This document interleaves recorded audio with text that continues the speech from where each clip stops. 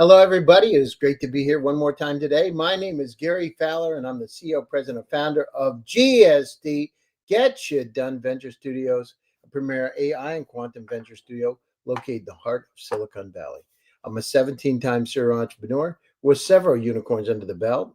I was on the original management team of Click Software, which was sold to Salesforce for $1.35 billion. Also, Eva.ai, an AI HR tech company that I co-founded with Dr. David Yang.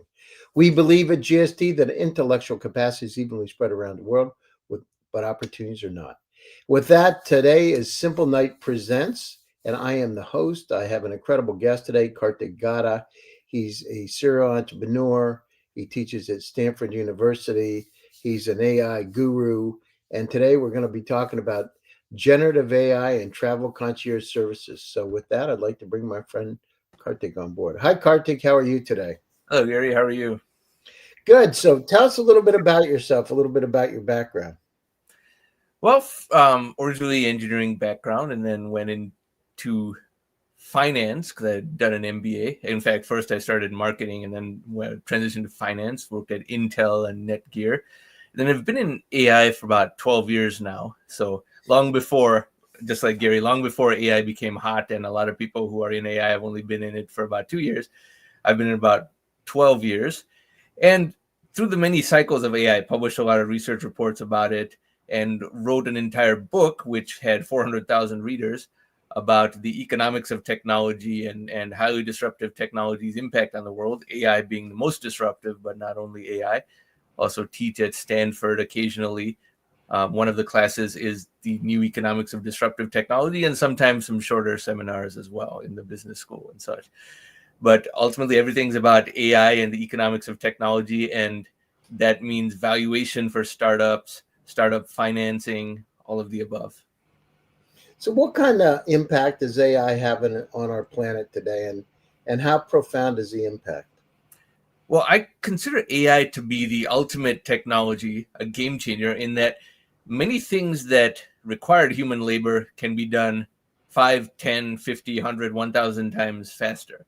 Now, a lot of people interpret that as AI taking away jobs, and that is true in some cases, but also in many cases means that a lot of work that was not getting done at all because there were not enough people to do them or not enough budget to pay enough people to do something are getting done, and certain capabilities which would have been entirely out of the reach of anyone even 20 years ago, let alone further back than that, are becoming quite attainable. This, of course, has to require a shift in all of our institutions, notably in government, in terms of how labor is treated in the economy, taxation of labor, how to help people when they are displaced and have to retrain for new jobs, which is going to be an ongoing aspect of many workers' lives and so forth. So, so the companies that are out there that don't use AI today, generative AI, how successful do you think they're going to be in 5 years? How big of a deal is it to use AI as part of your strategy? It's extremely important, and companies that don't use it will necessarily fall behind, because companies that do figure out how to use it properly can do, say, twice as much work for the same number of people. Now, what does that mean? That means that the profit margins of the company can rise tremendously by more than twice, simply on account of that.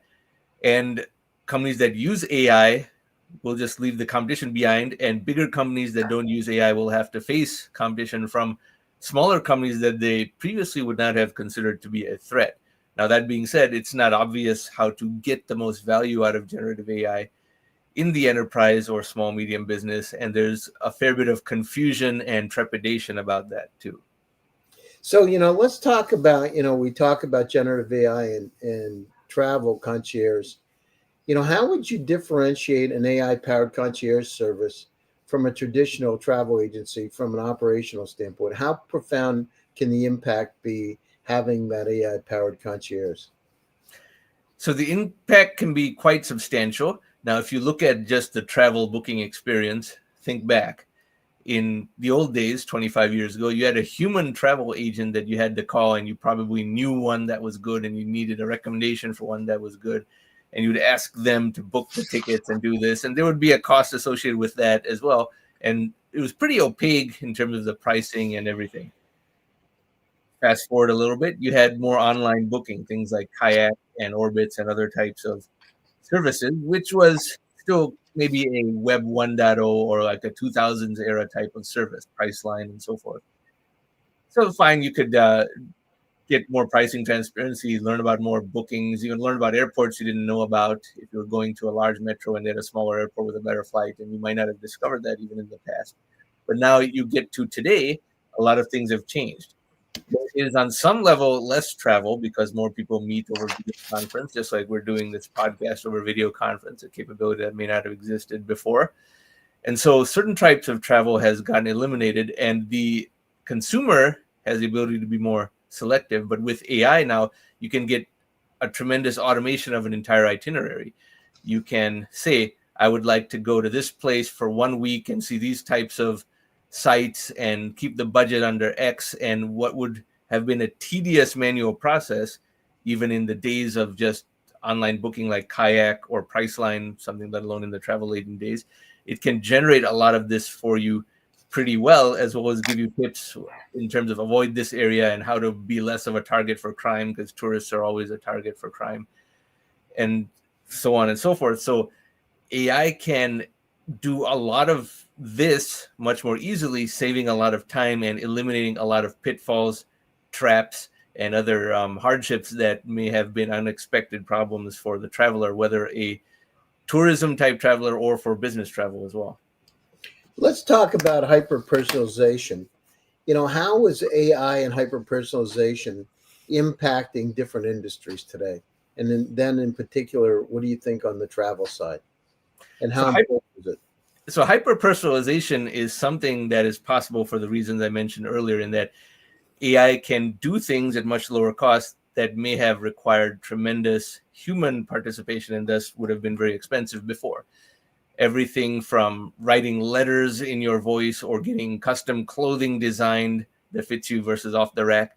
These are things that people today and in the very near future will consider to be normal and available to everyone, and will find it odd that in the past we had to have a one-size-fits-all type of approach to so many things because hyper-personalization was not accessible. It was too expensive. And we're seeing this in a countless number of industries. Anyway, I could give 10 examples very easily, in addition to those first two.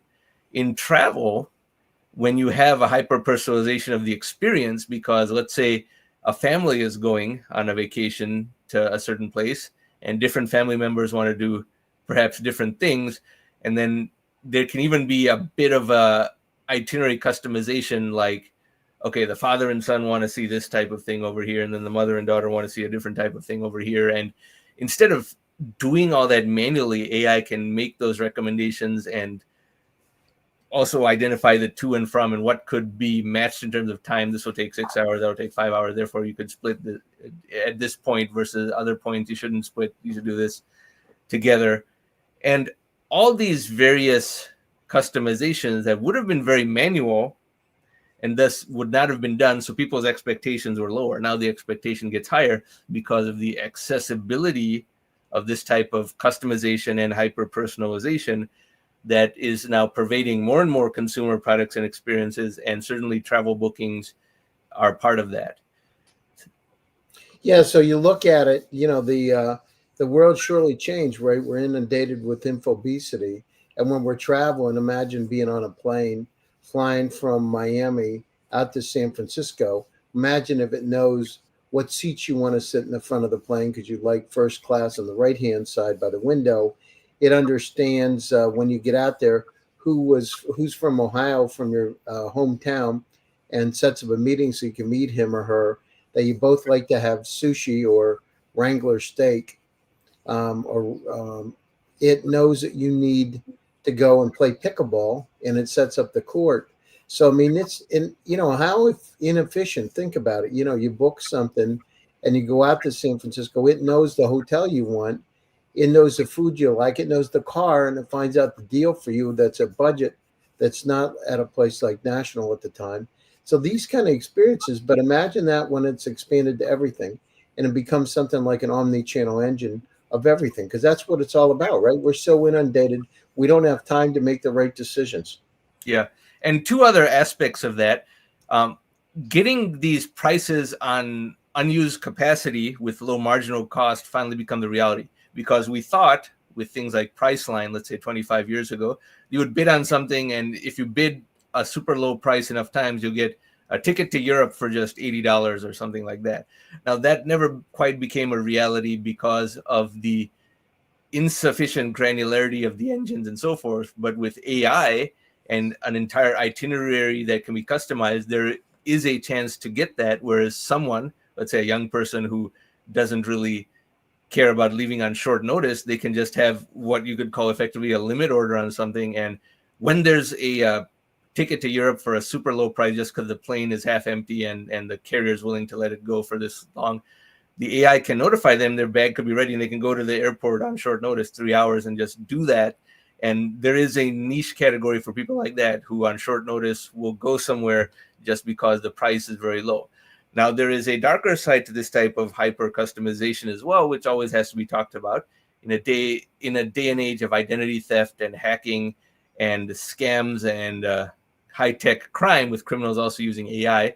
If they can hack the system and find out about your hotel and your travel and everything about your itinerary and all that, they can map exactly how to prey on the tourist as well. So identity security and anti-hacking cybersecurity protocols are even more needed when you have an AI generated type of itinerary that could be hacked, which in the past would be harder to do. So that does have to be said as well, in that technology makes a lot of things easier, but criminals can use technology too.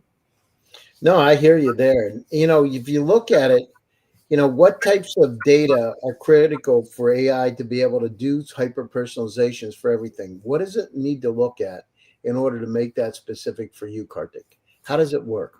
So real-time capacity of airlines, hotels, things like that to get a good deal.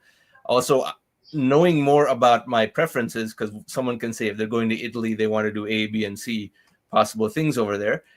As prior travelers have done the same thing, there is more data. Okay, this restaurant got a good review. And see, a good review from the American tourist could be different than a good review from the local people, because the food preferences could be slightly different. And as more people put in reviews, it's easier for each subsequent person to get more precise recommendations. So in my case, the recommendations would be tailored based on the data collected around each experience and the transit times and what the expected costs of various things are, where you would places to avoid, because this is where a tourist either was robbed or something else happened. So that data goes in the system and creates an avoidance of that location. As more data accumulates, the ability to get more hyper personalized in the total experience in all aspects, not just the fun aspects or the cost aspects, but even the safety aspects, the avoidance of inconvenience or tourist traps or scams or things like that also come into play, and therefore gets better and better from prior accumulated data. Now, there's a lot of data on things like Yelp and other review services as well that can be incorporated, so it doesn't have to start from scratch, but then much more real-time info on every hotel, on every transit route, everything is definitely going to make all of this very, very valuable. So, how do you get down through? What are some of the best practices when you use an AI generated suggestions? How do you, one, make it accurate, two, make it ethical, and three, make it unbiased? How do we have that problem with all AI, but how do what do you have any thoughts about that? Well, as with every other type of AI, there is a bit of a learning curve on what you should type in to get the types of result you want. Whether you're using a text-based AI to write documents or you're using AI to produce art or anything like that, there is a learning curve, and the same will happen over here. Now, fortunately, you can use things like ChatGPT or Grok or Claude to even help you with what you should type in into a travel type AI to get the type of results that you actually want, which can help these things become easier for you. But at the same time, there has to be more of a awareness of what you would really like. So it in some cases comes down to knowing yourself, as well as perhaps having a realistic assessment about, well, what are the risks? Am I going to be a victim of crime, and to what extent I want to avoid that, and those types of things when one travels on a vacation or even on a business trip in that regard. You mentioned a lot about identity theft. How pervasive is that? And are the crooks, the bad people, going to start using AI to be able to figure out more and more about who you are, so they can clone you, right, in a not good way? Unfortunately, it's becoming very, very pervasive. In fact, about 3 or 4 weeks ago, the cover story of The Economist magazine, a very important magazine, the cover story was a multi-page feature about identity theft, scams, and things like that, and how creative they are becoming. Whether you're sitting at home and they're trying to figure out your password from the dark web to hack into a bank account is one thing, but a travel itinerary type of hacking could be particularly vulnerable because they can know when a easy target, let's say a US tourist going to some faraway country, where they're going to be at what time to kidnap them and hold them for ransom. And not to scare everyone over here, but these criminals are becoming very innovative. They are much more adaptable than law enforcement, which is years behind and does have a fair amount of apathy because ultimately they don't have the right incentive structure. And if they can hack into where a person is going to be while they're in another country, then criminals can become very sophisticated in that regard. And at the moment, it's getting worse, not better. Well, that's interesting. And what about how do you balance between the human touch points that we need for things like customer service and travel with AI and automation? How do you really balance that to create a really incredible customer experience? Well, if the AI gets certain hallucinations and makes a very wrong recommendation, that can still happen. Now, as LLMs and other AI type tools get better, that becomes less and less. But we all know about instances where, for example, there was a self-driving car and it drove a passenger over a bridge that was being constructed because the bridge was shown in Google Maps as being completed and the construction data was not updated. So someone who did not need to die died. And there have already been anecdotal instances like that. In travel, if a certain hotel is shut down for a week or a certain tourist attraction is shut down, or if there has been a natural disaster or some other incident in a location, it should notify would-be travelers about that real time so they don't book travel at a place that is not suitable to travel at that particular time. And so that type of real-time updating of data is necessary because, as we know, with older technologies like Google Maps and so forth, it's not updated real time. It's updated over several months. So if a place has had a natural disaster or some other type of problem or a terrorist attack or whatever, then making the recommendation of those types of bookings harder and keeping the customer informed real time is an essential piece of that, so we avoid all sorts of problems about why it's not suitable to go to this place at this particular time, or why just because the tickets are cheap because nobody else is going there doesn't mean you should go there, because someone is saying I want to go somewhere that's a good tourist location where it's the cheapest right now. Some people are going to be in that type of market. They don't really care so much where, as long as whatever's the best deal at a given time. And the AI should not recommend, well, you should go to Lebanon or whatever right now because it's cheap, and it's cheap to go there because there's warfare and it's a very difficult place to go and a dangerous place for any tourist to go. So the AI has to be smart enough not to make these adverse recommendations just because the user said I'll go somewhere that tourists like to go and that's cheap, and even though a particular place might be cheap at a given time for the wrong reason. What do you think in terms of, for hotels, airlines, and corporate travel agencies? How important is it for them to integrate AI into their strategies? It's extremely important to integrate AI because the traditional travel agent has been gone for a long time. Those of us old enough to remember, you would have to call the human travel agent. And in my case, if I would have to book a ticket to India, it was very tedious in that there was this weird system where if you book a ticket, doesn't mean you have it. They'll still give it away to someone else. And you have to do something called reconfirming with the agent. It was very tedious and a low trust process. Also, the travel agent was not even a pleasant person. It was very rude. If I make changes, and I'd be in my 20s, and the travel agent's older, said, "You kids don't understand, that you're making me do more work," and that type of nonsense. So obviously, automation is much better than those types of suboptimal experiences.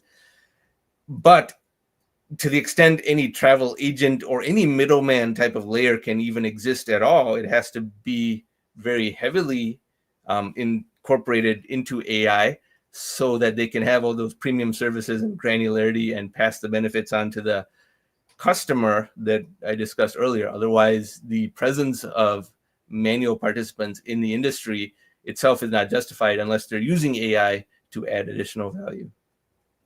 Yeah, it's interesting. And um, what strategies should a company use in order to integrate these systems together? What about the existing CRM systems? How important is it to integrate all this together as one? Uh, Integration is extremely important because only then do you have the end-to-end solution I described, like the airline pricing combined with hotel recommendations and the transit times and which tourist locations are good and tailored towards the preferences of the individual. Because someone might think, well, I have to go see this because this is what everyone goes to see. But if you're not going to enjoy that, even though it's popular with a lot of people, the AI should have the ability to say, a lot of people go here, but this isn't really your type of thing, for example. Therefore, the true value is manifested only when it's completely end-to-end with all tourist reviews of locations combined with the lodging and the ground transportation and the airline as a complete end-to-end type of solution that has a holistic aspect to it tailored to the individual, which of course also needs the super high security for the reasons I mentioned. And how do you think, but based on that point, how much operational efficiency could a company expect by using these tools to be able to help them? What do you think in terms of optimizing pricing and getting the right product, the right place at the right time? How important is it? It's And very important because we're creating that new layer, as I mentioned, in that people who might not go on a trip at all, but now can go because it is hyper personalized and it's less expensive than they thought because they put in the preferences of waiting for the lower price, and that has to tie to the rest of their itinerary and so forth. So when you're getting people to go on trips that 15 years ago the same person would not have been interested to go on because of the hassle of booking and the uncertainty of whether they're getting a good deal and the general anxiety about, well, in a new place, if I get injured, do I have the travel health insurance, or if I'm a victim of crime, what'll happen, things like that. You have to have everything end to end to create this new customer layer at the lower price relative to before, because all technology is deflationary if done properly. And then you get net growth in the marketplace that creates new customer demand and favorable reviews that cause that type of reinforcement loop. how do you think over the next 3 to 5 years that generative AI is going to impact? Well, let's look at travel, right? What do you think over the next 3 to 5 years? One is, how profound will that impact be, and in what ways will it impact it? The impact will be quite substantial, perhaps not as profound as certain other areas where AI has created 1,000x productivity gain, but still quite profound because of this type of hyper personalization, which, as I mentioned, could create tourists out of people who did not want to bother going to a certain place or get off the beaten path locations more visibility. Because see, everyone wants to visit France, Spain, and Italy. Those are the three most popular countries to visit in the whole world. But everyone knows about those, and it's a mutually reinforcing thing. There are lesser known places that are very good that just never had the ability to market themselves to the same extent and don't have that self-reinforcing momentum. But this type of AI can say, hey, you can go to this off the beaten path location that is safe and it's much cheaper because of lower demand, and you can go here, and if you're flexible on dates, you can get an even lower price. And there will be a lot of automated marketing for lesser known places of quality, so a more level playing field versus everyone has to go to Paris or everyone has to go see the pyramids of Egypt, even if that may not necessarily be what a particular person would find to be the most fun relative to something else. What do you think things like multimodal AI and virtual assistants? Would you think they're going to have a substantial role in terms of voice and all the parts of multimodal, and also virtual assistants? Do you think it's going to be profound, or do you think it's going to be moderate? What do you think? I think it'll be moderate. Profound is something I reserve for only the biggest disruptions. I think it'll be moderate. But when you have this type of assistance that makes the whole system easier. And then whenever you have a question or a problem, when you have the travel agent over the course of your trip that is a AI voice assistant, you feel you're not alone. Or if you have a question, or if you want to change something or itinerary on the fly, you don't have to research a lot of things because you're worried about what you're doing. In the virtual systems, there's a whole category of applications over there as well. Everything from VR type, checking out a place slightly beforehand, that is only a few years away, as well as other aspects of the actual concierge type assistance of figuring things out or things you should do while you're over here. Many times, all of us have an experience of we went to a place when there wasn't as much information on the internet, and we didn't realize there was something we really wanted to do in that place that we just didn't know about. Missing something important is going to be much less likely because it just didn't occur to you to search for it, because the AI recommendation will give that to you proactively, knowing what exactly you like. What do you? What are the first steps that companies should take to integrate AI into their strategies and and for these tools to be successful?